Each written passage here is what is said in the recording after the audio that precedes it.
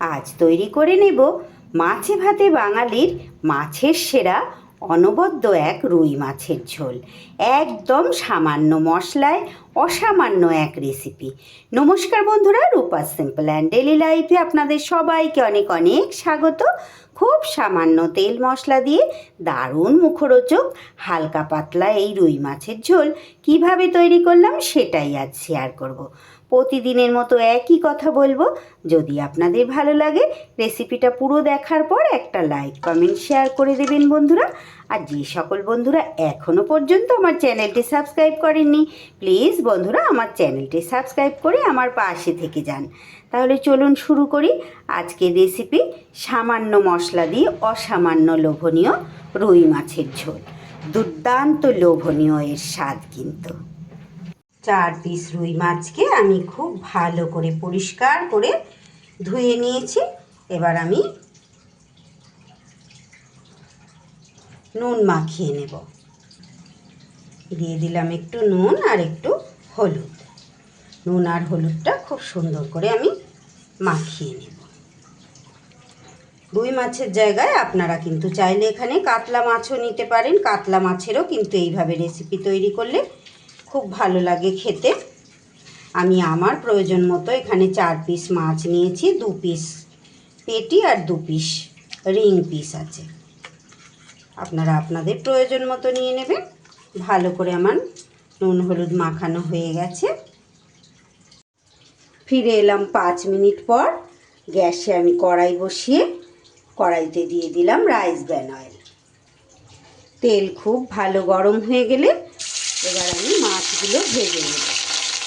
যে কোনো মাছের রেসিপি তৈরি করার সময় বন্ধুরা যদি একটু 5 মিনিট মাছে নুন হলুদ মাখিয়ে রাখা যায় তাহলে কিন্তু মাছের স্বাদটা অনেক বেশি ভালো হয়ে যায়।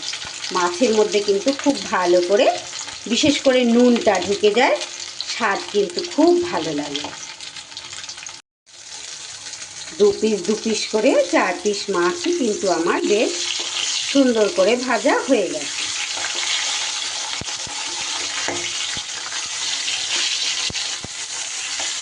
মাছ এবার আমি তুলে নেব। এবার এই মাছ ভাজার তেলে আমি ভেজে নেব আলু। যেহেতু আলু আর পটল দিয়ে আমি মাছের ঝোলটা তৈরি করব, আলু আর পটল এক এক করে আমি ভেজে নেব। আলু আমার বেশ সুন্দর করে লাল লাল করে ভাজা হয়ে গেছে। এবার আলু আমি তুলে নেব। এবার পটলগুলো আমি ভেজে নেব। সামান্য মশলা দিয়ে অসামান্য কিন্তু হয় এই রুই মাছের ঝোল।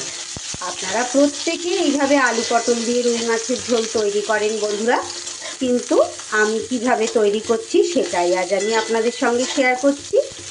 এইভাবে তৈরি করলে সত্যি ভীষণ সুন্দর, খুব লোভনীয় কিন্তু খেতে লাগে। ভালো করে একটু পটলগুলোকে ভেজে নেব, কাঁচা গন্ধটা যাতে চলে যায়। পটলও আমার সুন্দর করে ভাজা হয়ে গেছে। মাঝখানটা একটু ফাঁকা করে অফ ক্যামেরায় আমি কিন্তু পটলটার মধ্যে একটু তেল অ্যাড করে দিয়েছিলাম বন্ধুরা। সব পটলগুলো তুলে নিয়ে এইবার আমি এই তেলের মধ্যে দিয়ে দিচ্ছি একটা কেটে রাখা পেঁয়াজ। পেঁয়াজ তাড়াতাড়ি নরম হওয়ার জন্য দিয়ে দিলাম একটু নুন।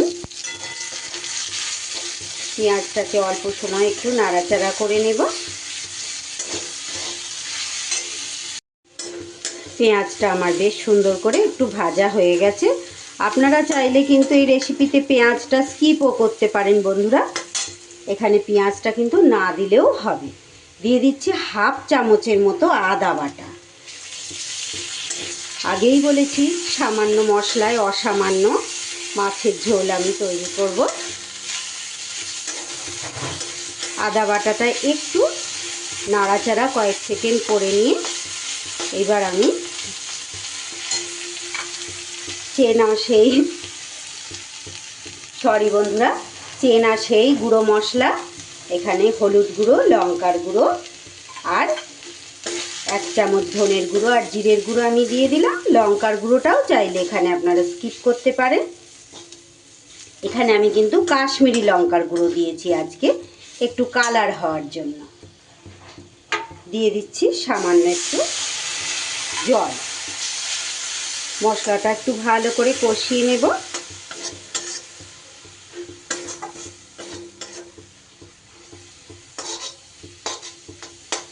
অনেকে হয়তো এভাবে করেছেন, কিন্তু যারা করেননি একবার এইভাবে করে দেখবেন বন্ধুরা। প্রত্যেকেই আপনারা করেন, তবে আমার পদ্ধতিটা হয়তো একটু অন্যরকম হবে। আমি এইভাবে শেয়ার করছি আপনাদের সামনে, আশা করছি আপনাদের ভালো লাগবে। এইভাবে তৈরি করে খেয়ে একদিন দেখবেন। মাছে ভাতে বাঙালির মাছের সেরা কিন্তু রুই মাছ। অন্য সব রকম মাছ 12 মাস পাওয়া যায় না, সিজনে পাওয়া যায়, মুখরোচক লোভনীয় খেতে লাগে আমাদের, ঠিক কথা। তবে এই রুই মাছটা কিন্তু আমাদের 12 মাসই পাওয়া যায় আর আমরা খেতেও পারি। সপ্তাহের 1-2 দিন বাদ দিয়ে বাকি দিনগুলো তো আমাদের মাছ লাগেই। আর বছরের 2 মাস শীতকাল থাকে, বাকি দিনগুলো তো আমাদের গরমই থাকে। গরমের মধ্যে এইভাবে কিন্তু পাতলা মাছের ঝোল আমাদের খেতে খুবই ভালো লাগে। এবার কষানো হয়ে গেছে, আমি জল দিয়ে দেব। যেহেতু পাতলা ঝোল করব আমি, তাই জলের পরিমাণটা একটু বেশি দিলাম। আপনারা আপনাদের প্রয়োজন মতন দেবেন বন্ধুরা। এবার এটা ঢাকা চাপা দিয়ে আলু আর পটল সিদ্ধ করে নেব। 2 থেকে 3 মিনিট আমি ঢাকা চাপা দিয়ে সিদ্ধ করে নিয়েছি। আমার আলু পটল খুব সুন্দর করে সিদ্ধ হয়ে গেছে। এবার এটা আমি একটা পাত্রে ঢেলে নেব। ঝোলটা আমি একটা পাত্রে ঢেলে নিয়েছি। এইবার আবারও এই কড়াইয়ের মধ্যে দিয়ে দেব খুব সামান্য একটু তেল। আমি কিন্তু পুরো রেসিপি রাইস ব্র্যান অয়েলে করছি, আপনারা তো দেখছেন। এইবার দিয়ে দিলাম তেলের মধ্যে একটু 5 ফোড়ন। আপনারা চাইলে কিন্তু এই রেসিপি সর্ষের তেলেই করতে পারেন বন্ধুরা। এই 5 ফোড়নটা আমি এখনই ফোড়ন দিচ্ছি, মানে ঝোল সিদ্ধ হয়ে যাওয়ার পরে। এটা কিন্তু চাইলে আপনারা আগেও দিতে পারেন, মানে মশলা কষানোর আগে যে ফোড়ন দিই আমরা, সেই সময়ও কিন্তু দিতে পারেন। তবে আমি এই ঝোলটা রান্না করার সময় এটা কিন্তু শেষে এই ফোড়নটা দিয়ে তারপরে ঝোল মাছ সব কিছু কীভাবে এক এক করে দেব একটু সঙ্গে থেকে দেখুন বন্ধুরা। এইভাবে করলে কিন্তু স্বাদ পুরোপুরি আলাদা রকম হয়। এইবার ঝোলটা আমি এর মধ্যে সাঁতলে দেব।